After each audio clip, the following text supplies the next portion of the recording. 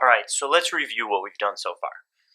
We sketched out our logo, we cut it out using an X-Acto knife, we traced it making sure that we overlapped, and then we labeled what colors we want to paint each one of them in. I would recommend before you start painting, come over and give this to me and have me check it over. I want to look over it. I want to see, did you really have the right colors where you are overlapping? Is there any places where you're missing? Because if you have just a littlest piece, it's going to be really hard for you to correct it later. So, at the end of this video, or if you want to right now and just press pause, you can bring this up to me and have me check it out, and I'll let you know what my opinion is on it. Okay, so what you're going to need for this next part is you are going to need a brush and a cup. I would only use one cup at a time. You don't need to have 5 or 6 cups in front of you. You just need one at a time with the one that you're going to use, and then when you need more cups, you can go and get more cups. You're also going to need to be using tempera paints. This is tempera paint. Make sure that when you look at the side, it says tempera on it, and that it doesn't say acrylics or Blick acrylic or something like that. You want Blick tempera paint. Now, tempera paints are made of water and clay and corn syrup and water. They're water soluble, meaning they will come out of your brushes, they will come off of a table with water. Now, most common question I get is, will this come out of my clothes? The answer to that question is maybe. I don't know if it will come out of your clothes. So, I would make sure that you either are A, really careful and okay if you get some paint on you, or B, I would use an apron. I have aprons provided in the class. Make sure if you don't know where they are to ask me. So, now that we've got the brush, we've got the cup, we've got the paint, we're going to start mixing our paint. So the first one that I'm looking at here is I'm looking at B for blue. So I've got blue right here. So what I'm going to do is I'm going to take my blue paint and I'm going to fill it up in the cup with some blue paint. Now I don't need a lot. A little bit is going to go a long way with this. Now, notice how I've got the cup around the spigot. Trust me when I say you're going to want this spigot above here, because sometimes what happens is the clay will, or the paint will dry right in here and it's going to squirt out all over the place. This way make sure it's not going to get at anything. So I'm going to come in here and I'm just going to press this. You can see I don't have a ton of paint in there, maybe a little bit more. Now you can also use white. Say you want to make, you have red and you want to make pink, add white to it. Say you want this to be a light blue.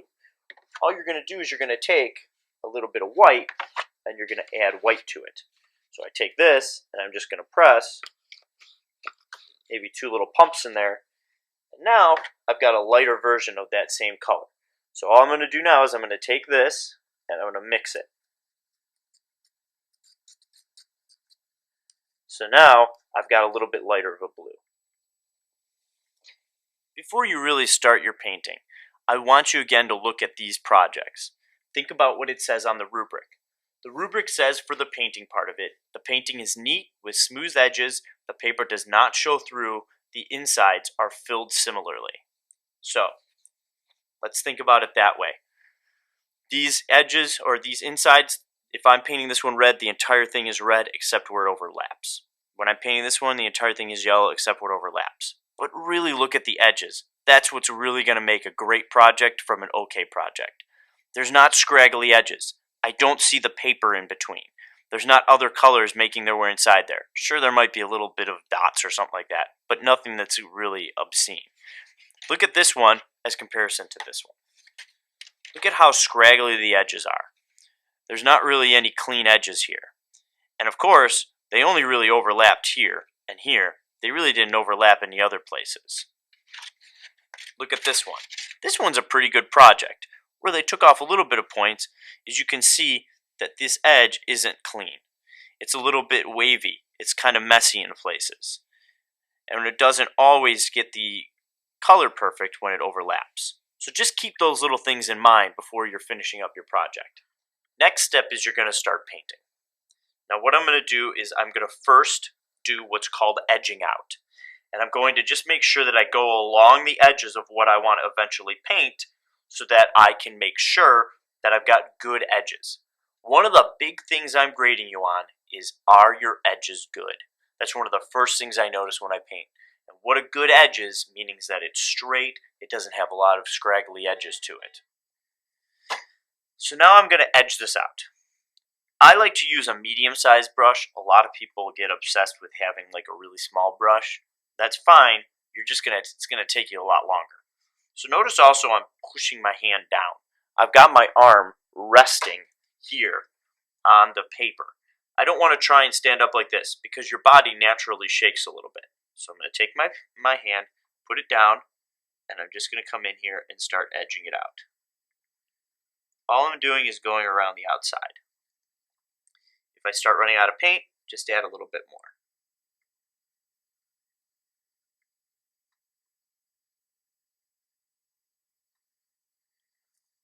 Sometimes one of the things that you'll notice is that while you're painting, you're going to have a lot of paint on your brush. I've got an okay amount on here, but if you have too much paint on your brush, make sure you just get a little paper towel and you go ahead and get all that out. Now it's okay also if you make a mistake. Later on we're going to go over with black, and you're going to notice that the black kind of acts as an eraser. Now noticing out here, I'm going to have to get this little point.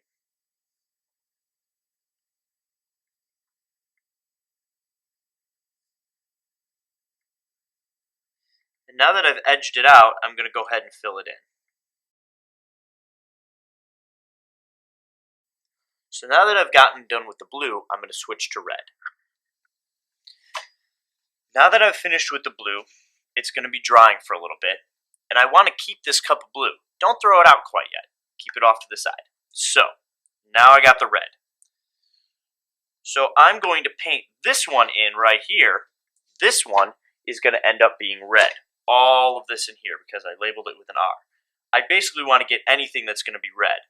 One of the other things, just a little thing you might want to think about, over here, this red, right now my hand's down. If I paint this one right away, it's going to be hard for me to put my hand down. So I'm going to want to work left to right. So I'm going to go ahead and edge this out. Once again, just doing the outside, making sure that I get nice, easy edges.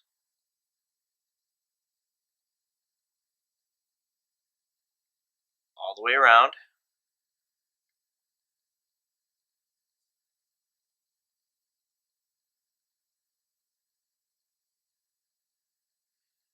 So go up here, and turn this a little bit so that I'm I like to do my lines pulling instead of pushing.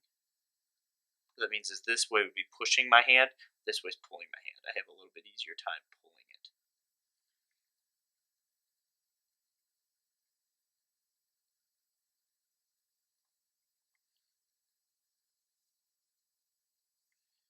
I don't really have to edge out if it's next to the paper.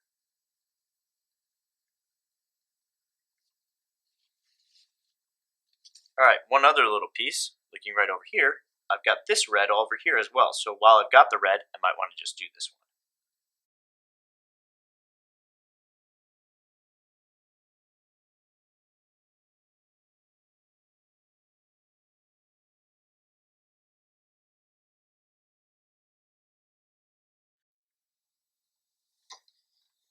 Now that I've gone here and I've painted this one all in red, and I've painted this one all in blue, now I've got to look, where is it going to overlap?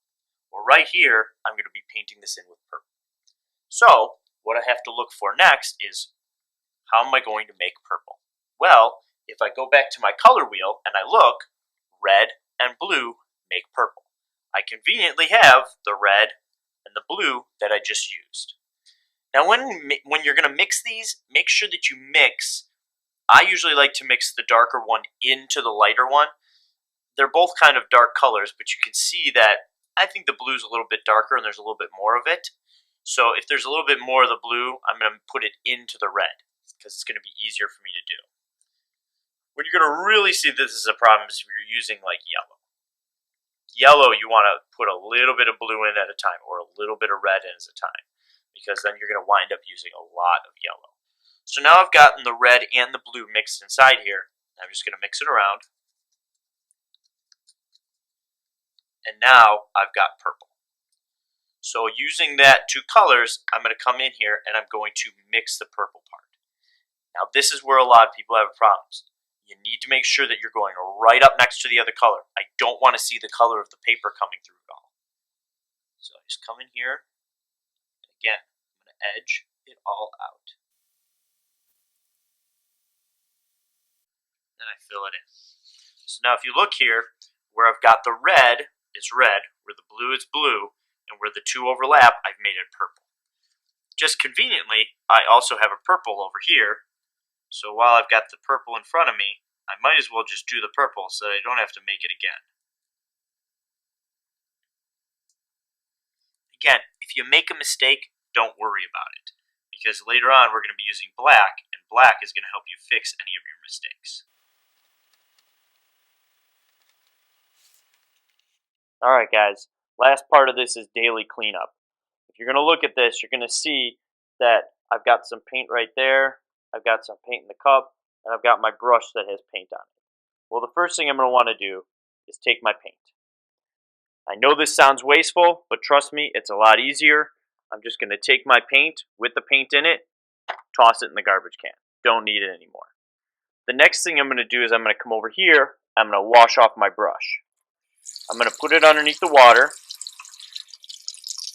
and I'm going to make sure that I take my finger and push it against my finger. This works a lot easier with two hands. Shake it off a little bit, maybe even pinch some of it dry, turn off the water, bring it back into this container, put it in your paint container. The last thing you're going to want to do is you're going to want to make sure that you clean up your area. I've got some paint on there. I'm going to want to make sure I just get a wet rag and I'm going to wipe it up.